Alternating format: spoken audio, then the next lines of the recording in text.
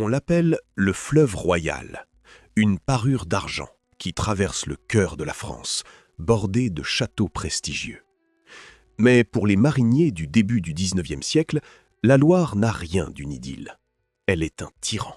Pour comprendre pourquoi l'homme a décidé, au prix d'un effort titanesque, de creuser un canal de près de 200 km parallèlement à son lit, il faut imaginer la réalité brutale de la navigation fluviale de l'époque. La Loire est sans doute le fleuve le plus instable d'Europe, un monstre d'inconstance, capable de passer en quelques semaines d'un désert de sable à un torrent dévastateur. Le premier ennemi, c'est l'étiage. En été, sous un soleil de plomb, la Loire s'évapore et se retire. Elle laisse derrière elle une immensité de bancs de sable mouvants, que les mariniers appellent les jarres. Le tirant d'eau devient dérisoire, parfois moins de 30 cm.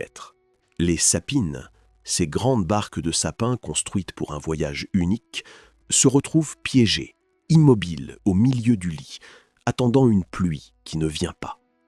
Les marchandises, qu'il s'agisse du charbon de Saint-Étienne ou du sel de l'Atlantique, pourrissent ou attendent des mois, étranglant l'économie naissante de la France industrielle.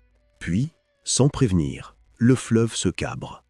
À l'automne ou au printemps, les pluies sévenoles ou la fonte des neiges transforment ce ruban paisible en une force aveugle. Le niveau monte de plusieurs mètres en quelques heures. Les ponts tremblent, les digues cèdent. Entre 1846 et 1866, la Loire connaîtra 3 crues séculaires catastrophiques. Naviguer dans ces conditions est une mission suicide. Les courants violents et les tourbillons emportent tout sur leur passage. Le fleuve ne transporte plus la richesse, il sème la mort et la ruine. Pour les ingénieurs de la Restauration, le constat est amer. On ne domptera jamais la Loire dans son propre lit. Les tentatives d'aménagement, les épis et les barrages ne font que déplacer les bancs de sable, sans jamais garantir un passage sûr.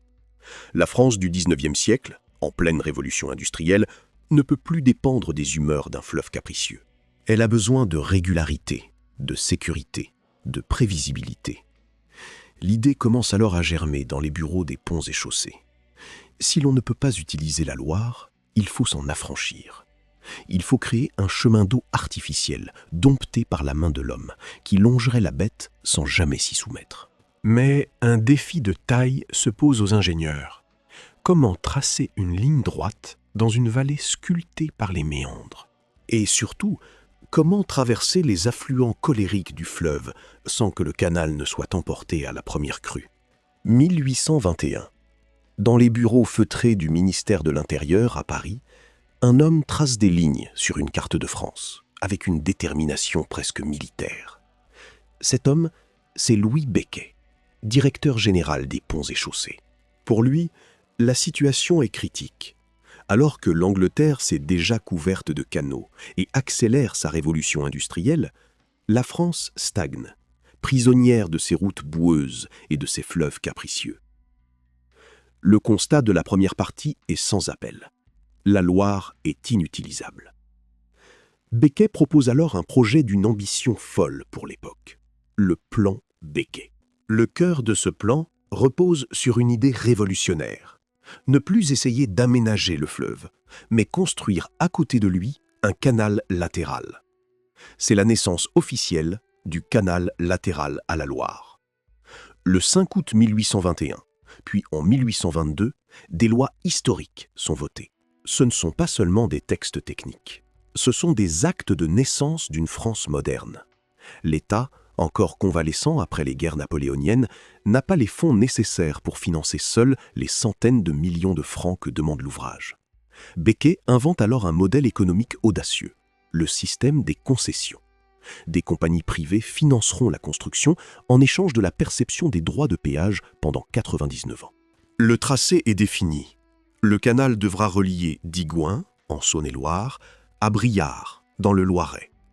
Ce sont 196 km de rubans hydrauliques qui doivent être sculptés dans la terre. Les ingénieurs des ponts et chaussées, l'élite technique de la nation, se mettent au travail. Parmi eux, de grands noms, comme l'ingénieur Vigoureux, qui doit résoudre une équation impossible. maintenir le niveau de l'eau constant alors que le terrain descend de plusieurs dizaines de mètres entre le point de départ et l'arrivée. Il faut concevoir des écluses, des ponts, des aqueducs. Mais surtout, il faut décider du côté du fleuve où le canal passera. On choisit la rive gauche pour la majeure partie du trajet, car elle offre un terrain plus stable et moins exposé aux colères directes des affluents de la rive droite. Mais un problème subsiste, un problème qui hante les nuits des ingénieurs. Comment faire passer les bateaux d'un côté à l'autre de la Loire, quand le canal rencontre un obstacle infranchissable? Les plans sont signés, les budgets sont votés, et la politique a fini son travail. En 1827, le silence de la vallée de la Loire est soudainement rompu par le fracas des premières pioches. Mais alors que les ouvriers s'enfoncent dans la terre, ils ignorent encore que le plus grand obstacle ne sera pas le sol, mais les eaux qu'ils tentent de contourner. En 1827, le silence séculaire des prairies du Bourbonnais et du Berry se déchire. Ce n'est pas le tonnerre d'un orage, mais le bruit de 10 000 pioches frappant la terre à l'unisson. Le chantier du canal latéral à la Loire vient de s'ouvrir, et avec lui, c'est une véritable armée de l'ombre qui envahit la vallée. À une époque où la vapeur ne fait qu'émerger et où la dynamite n'existe pas encore, le creusement de 196 km de voies navigables est un défi qui repose exclusivement sur la force des bras. Les hommes que l'on appelle les terrassiers arrivent de toute la France, des paysans locaux cherchant un complément de revenus, mais aussi des ouvriers itinérants, des vétérans des guerres napoléoniennes et des saisonniers venus du Massif central. Pour eux, le quotidien est une lutte contre la matière. Il faut décaisser des millions de mètres cubes de terre, briser le calcaire et affronter la boue collante des plaines alluviales. Les journées commencent à l'aube et finissent à la tombée de la nuit, rythmées par le va-et-vient incessant des brouettes et le cri des contremaîtres. L'un des plus grands défis techniques de cette phase initiale est l'étanchéité. Un canal n'est pas un simple fossé, c'est un bassin suspendu qui ne doit pas perdre une goutte d'eau par infiltration. Pour y parvenir, les ingénieurs utilisent la technique du corroi. Des ouvriers piétinent pendant des heures un mélange de terre argileuse et d'eau au fond de la tranchée, jusqu'à obtenir une couche imperméable, comme du cuir. C'est un travail exténuant, souvent réalisé sous une pluie battante ou dans la chaleur étouffante de l'été ligérien. À mesure que le ruban se déroule entre Digoin et Briare, le paysage change radicalement. On construit 37 écluses pour racheter la dénivellation, des maisons éclusières en pierre de taille et des ports de chargement qui deviendront bientôt de nouveaux centres névralgiques pour l'économie locale. Mais creuser une ligne droite sur la terre ferme n'est que la moitié de la tâche. Très vite, les ingénieurs se retrouvent face à une barrière qu'ils ne peuvent pas contourner. À Digoin, là où tout commence, le canal doit impérativement traverser la Loire pour poursuivre sa route vers le nord. Comment faire franchir à des bateaux chargés de 100 tonnes de marchandises un fleuve qui, à cet endroit, est encore puissant et imprévisible? C'est ici que l'audace des ingénieurs va passer du terrassement à l'architecture pure. Imaginez la scène. Nous sommes en 1834, sur les rives de la Loire, à Digoin. Un paysan local s'arrête, interdit, devant un spectacle qu'aucun de ses ancêtres n'aurait pu concevoir. Au-dessus du fleuve tumultueux, une structure monumentale de pierre s'élève. Ce n'est pas un pont ordinaire pour les charrettes, mais une baignoire géante de pierre, un long couloir suspendu, rempli d'eau calme. Pour la première fois, l'homme s'apprête à faire passer des bateaux au-dessus du fleuve. C'est le saut de Digoin. Techniquement, l'enjeu est colossal. À cet endroit précis, le canal du centre, qui vient de Chalon-sur-Saône, doit rejoindre le nouveau canal latéral. Mais la Loire barre la route. Traverser à même le courant, au niveau de l'eau, serait folie. Le moindre banc de sable ou la moindre crue paralyserait le trafic. La solution retenue par l'ingénieur Pierre-Alexandre Adolphe Julien est aussi élégante qu'audacieuse. Un pont-canal. Le chantier est un enfer de boue et de précision. Pour poser les fondations des piles dans le lit vif du fleuve, il faut construire des batardeaux, des enceintes étanches en bois et pomper l'eau sans relâche pour travailler au sec sur le fond rocheux. Des tailleurs de pierre s'activent pour sculpter les 11 arches de pierre de taille, dont la pureté architecturale cache une solidité à toute épreuve. Car le défi n'est pas seulement de porter le poids des bateaux, mais celui de la masse d'eau elle-même. Des milliers de tonnes qui exercent une pression constante sur la maçonnerie. Long de 243 mètres et large de 6 mètres, l'ouvrage est une merveille d'esthétique néoclassique. Le 1er avril 1838, lorsque le premier bateau s'engage sur le pont-canal, le silence se fait. Le marinier voit la Loire couler 10 mètres sous sa quille, furieuse et écumante, tandis que lui glisse sur un miroir d'eau parfaitement immobile. C'est un triomphe de la raison sur les éléments. Digoin devient instantanément un carrefour stratégique, le point de jonction entre le bassin de la Loire et celui du Rhône. Pourtant, malgré l'euphorie de cette réussite, l'inquiétude demeure dans l'état-major des ponts et chaussées. Si la Loire a été franchie à Digoin avec panache, un autre dragon attend les ingénieurs quelques dizaines de kilomètres plus loin. Un affluent dont la réputation de violence dépasse celle du fleuve royal lui-même. Un torrent imprévisible nommé l'Allier, qu'il va falloir traverser à guettin, dans des conditions bien plus périlleuses. Si la Loire est une reine capricieuse, l'Allier est son serviteur le plus fougueux et le plus redoutable.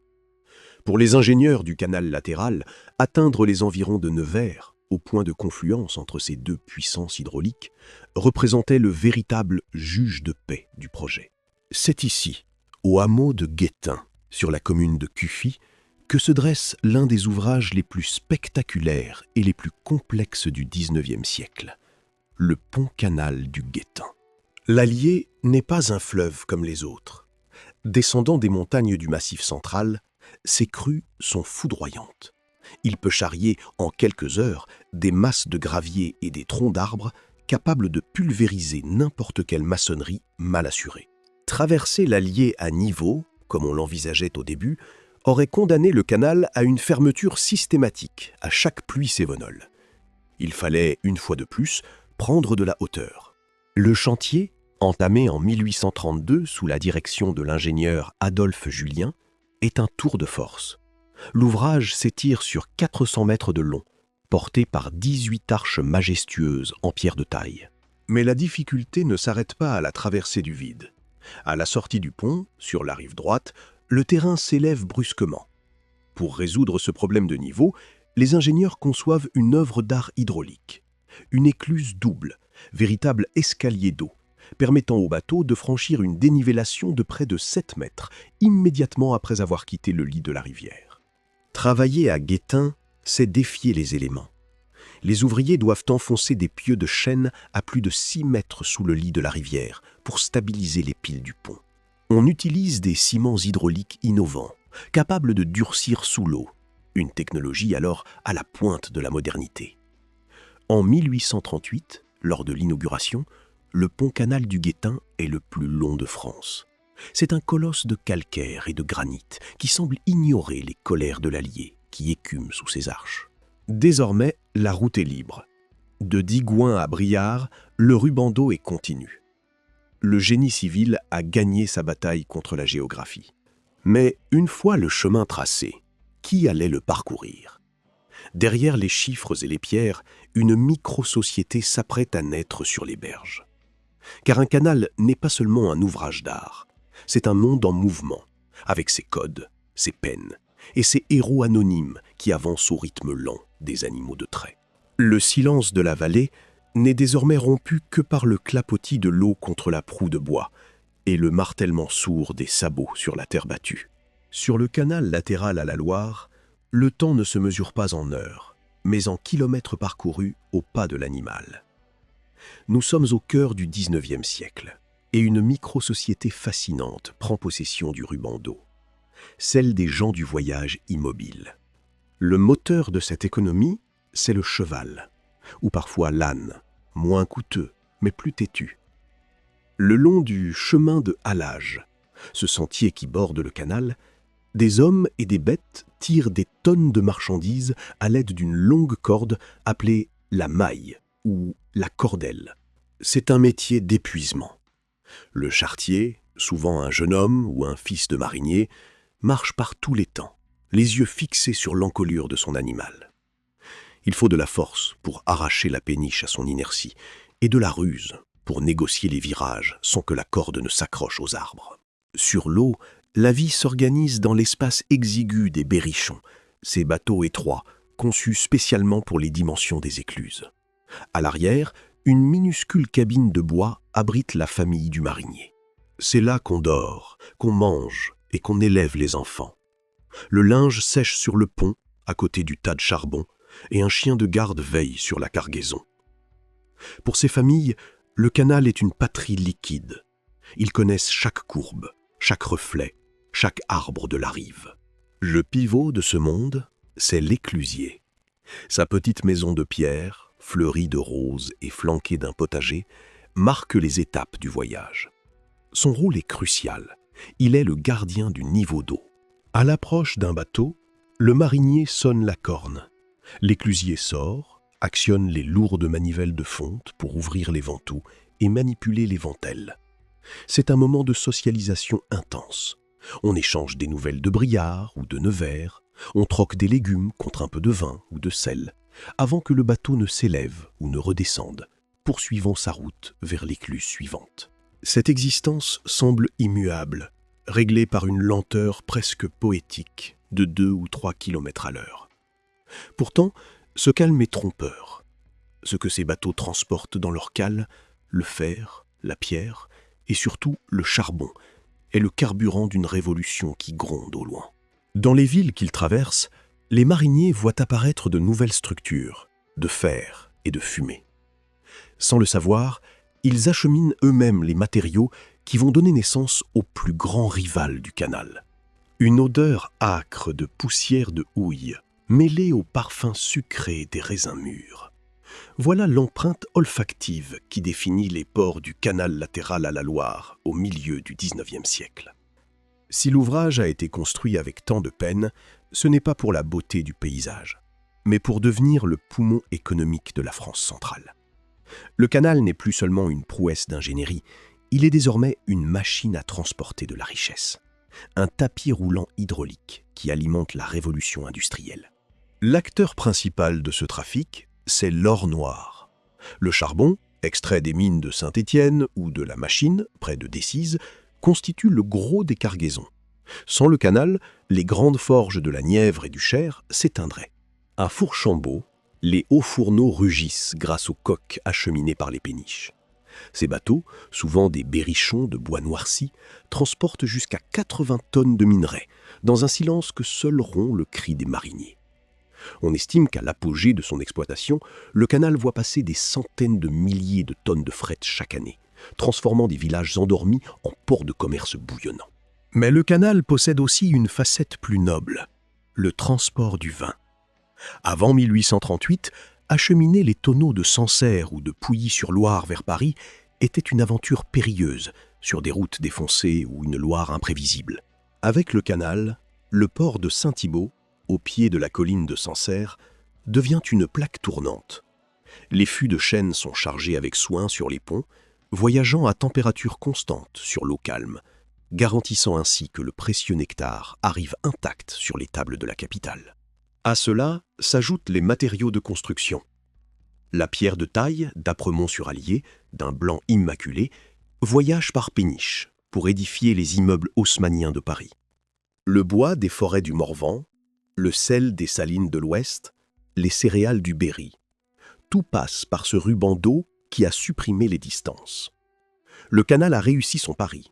Il a unifié les provinces et dopé le commerce intérieur comme jamais auparavant. Pourtant, au sommet de cette prospérité, un bruit nouveau commence à résonner dans la vallée. Ce n'est plus le trot régulier d'un cheval de halage, mais un sifflement strident et un halètement mécanique de fer et de vapeur. Parallèlement au canal, 2 lignes d'acier commencent à s'étirer sur le ballast. Un concurrent redoutable vient d'apparaître, et il promet de transporter en quelques heures ce que les mariniers mettent des jours à livrer. C'est un sifflement déchirant qui brise soudain la paix des berges. Sur le chemin de halage, les chevaux tressautent et les mariniers lèvent les yeux vers le remblai qui surplombe la vallée. Là-haut, Une machine de fer noire, crachant une fumée épaisse et incandescente, file à une vitesse qui semble irréelle. Nous sommes dans les années 1850 et le canal latéral à la Loire vient de rencontrer son destin. Le chemin de fer. L'affrontement est inégal. Alors qu'une péniche met plus d'une semaine pour relier Digoin à Briare au pas lent des chevaux, les convois de la compagnie du PLM, Paris-Lyon-Méditerranée, effectuent le trajet en quelques heures. Le rail ne craint ni la sécheresse qui abaisse le niveau des eaux, ni le gel qui emprisonne les bateaux dans la glace pendant des semaines. Très vite, les marchandises à haute valeur ajoutée, comme les vins fins de Sancerre ou les produits manufacturés, désertent les cales de bois pour les wagons de fer. L'angoisse gagne le monde de l'eau.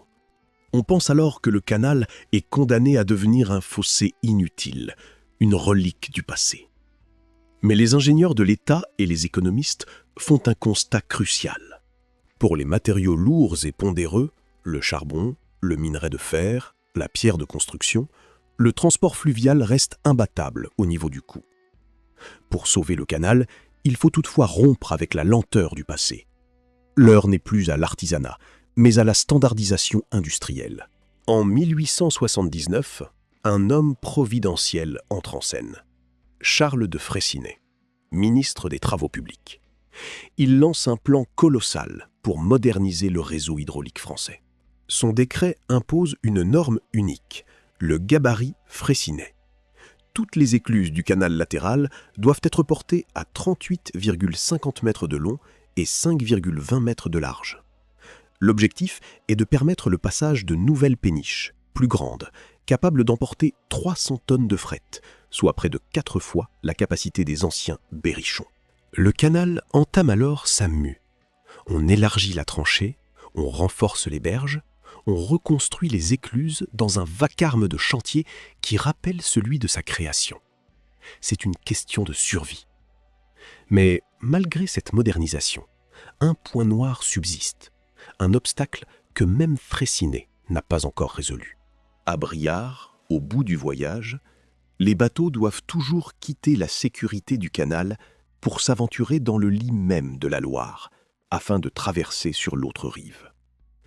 Ce passage en Loire est un goulot d'étranglement mortel, où les courants et les bancs de sable continuent de dicter leurs lois.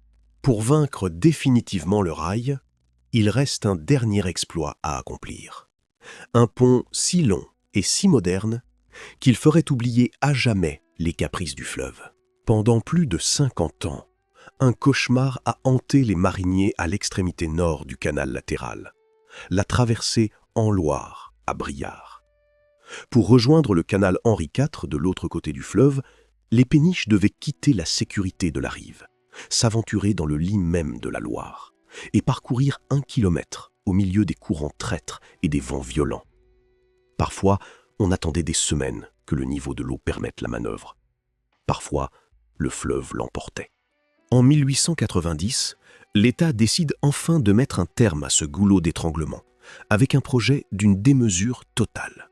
L'ouvrage qui sort de terre, ou plutôt qui s'élève au-dessus des eaux, n'a plus rien à voir avec les ponts-canaux en pierre du début du siècle. Nous sommes à l'âge d'or de la métallurgie. L'ingénieur en chef Abel Mazoyer conçoit une structure révolutionnaire. Une cuvette en acier de 662 mètres de long, suspendue au-dessus de la Loire. Pour réaliser les fondations et les piles en maçonnerie dans le lit du fleuve, on fait appel à l'homme le plus célèbre de l'époque, Gustave Eiffel. Sa société, auréolée du succès de sa tour parisienne, apporte son savoir-faire unique dans le travail du fer et des caissons à air comprimé. Le chantier est un spectacle de modernité. On utilise 13 000 tonnes d'acier et de fonte. Mais au-delà de la technique, l'ouvrage est d'une beauté saisissante. Mazoyer et Eiffel veulent un monument à la gloire du progrès. Ils ornent les entrées de colonnes monumentales, surmontées de globes lumineux, et installent 72 candélabres de style Belle Époque, tout au long du pont. Le pont-canal de Briare n'est pas qu'un outil de transport. C'est un palais flottant, un ruban d'eau suspendu dans les airs, qui devient, dès son inauguration, le 16 septembre 1896, le plus long pont-canal du monde, un titre qu'il conservera jusqu'en 2003. Désormais, les péniches franchissent la Loire dans une sécurité absolue, ignorant les colères du fleuve qui coule sous leurs quilles. Le canal latéral est enfin une artère parfaite, fluide, triomphante. À l'aube du XXe siècle, le trafic explose. On croit que rien ne pourra plus arrêter cette marche en avant du commerce fluvial. Mais l'histoire s'apprête à bousculer ce calme olympien. Ce ne sont plus des bateaux qui vont bientôt occuper l'esprit des ingénieurs, mais des explosifs et des stratégies militaires. La France entre dans une ère de tempête, où le canal, si précieux, deviendra une cible. Juin 1940. La France s'effondre, et un silence de plomb s'abat sur la vallée de la Loire. Pour la première fois depuis sa création, le canal latéral ne transporte plus la vie, mais devient le témoin muet d'un désastre national. Ce ruban d'eau, conçu pour l'unité et le commerce, se transforme brutalement en une ligne de défense désespérée contre l'avancée de la Wehrmacht. Pour freiner l'envahisseur, l'armée française reçoit l'ordre le plus déchirant: détruire ses propres chefs-d'œuvre. À Digoin, à Guettin, à Briare, le tonnerre de la dynamite remplace le sifflet des mariniers. On fait sauter des arches de pierre et des sections métalliques pour couper les voies de passage. Le pont-canal de Briare, ce joyau d'Eiffel, échappe de justesse à une destruction totale, mais ses accès sont sabotés. Le canal n'est plus qu'un corps fragmenté, une succession de biefs isolés où s'entassent des péniches abandonnées. Sous l'occupation, le trafic s'étouffe. Les Allemands saisissent les meilleures embarcations pour leurs propres besoins logistiques, tandis que les mariniers restants doivent naviguer sous une surveillance constante, cachant parfois dans leurs cales de charbon des messages de la résistance ou des fugitifs cherchant à franchir la ligne de démarcation qui coupe la région en deux. La libération de 1944 n'apporte pas de répit immédiat. Pour empêcher la retraite des troupes allemandes, l'aviation alliée bombarde à son tour les infrastructures stratégiques. Lorsque la paix revient enfin en 1945, le bilan est lourd. Des écluses sont hors d'usage, des ponts gisent au fond de l'eau et le dragage n'a pas été fait depuis des années. La France, en pleine reconstruction, a un besoin vital de son canal pour acheminer les matériaux du plan Marshall. On travaille jour et nuit pour colmater les brèches, relever les arches et remettre les portes d'écluses en place. Pourtant, dans l'ombre de cette reconstruction héroïque, une menace plus insidieuse que les bombes commence à poindre. Pendant que les ingénieurs réparent les pierres du XIXe siècle, le monde extérieur, lui, a changé de rythme. Les routes se modernisent, les camions deviennent plus puissants, et le pétrole remplace le charbon. Le canal, autrefois symbole de la modernité absolue, commence à passer pour un vieillard fatigué. La question ne sera bientôt plus de savoir si on peut le réparer, mais si le transport de marchandises sur l'eau a encore un avenir, dans un siècle qui ne jure que par la vitesse. Le canal latéral à la Loire vient de survivre à la barbarie, mais pourra-t-il survivre à l'oubli? Dans les années 1960 et 1970, un silence inquiétant commence à peser sur le canal latéral à la Loire. Ce n'est plus le silence paisible des siècles passés, mais celui de l'obsolescence. Sur les routes nationales qui longent la vallée, le rugissement des moteurs diesel des poids lourds ne s'arrête jamais. Un seul camion peut désormais transporter en une journée ce qu'une péniche berrichonne mettait une semaine à livrer. Le charbon a quitté les cales, remplacé par le pétrole et l'électricité nucléaire.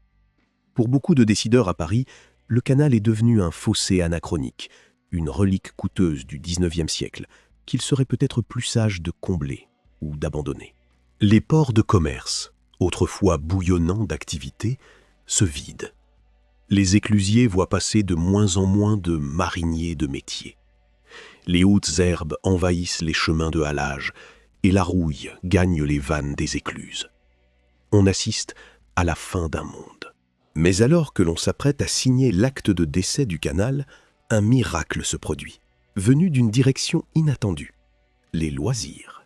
Ce sont d'abord des pionniers, souvent britanniques, amoureux de la navigation lente, qui redécouvrent la beauté du ruban d'eau. Ils voient ce que les industriels ne voient plus, un patrimoine architectural exceptionnel, une nature préservée et un point de vue unique sur les paysages de la Loire, les vignobles de Sancerre et les églises romanes du Berry. Dans les années 1980, le concept de tourisme fluvial explose. Les anciennes péniches de transport sont transformées en hôtels flottants et de nouveaux bateaux, les pénichettes, font leur apparition. Le canal entame alors sa seconde vie. Les ports de Briare, de Digon et de Nevers se métamorphosent en ports de plaisance. L'éclusier, autrefois gardien d'un flux industriel, devient l'ambassadeur d'un terroir, accueillant des plaisanciers venus du monde entier pour goûter à la sérénité du voyage, à 3 km à l'heure. Ce n'est plus l'or noir que l'on transporte, mais le plaisir de prendre son temps. Le canal latéral n'est plus un outil de production, il est devenu une destination, un musée à ciel ouvert qui s'étire sur près de 200 km. Pourtant, cette renaissance par le plaisir cache un défi nouveau et plus complexe. Si le canal a été sauvé de l'oubli, il reste une infrastructure fragile, conçue il y a 2 siècles pour des efforts physiques bien différents. À l'heure du réchauffement climatique et de l'effondrement de la biodiversité, ce vieux chemin d'eau peut-il devenir autre chose qu'un simple décor de vacances?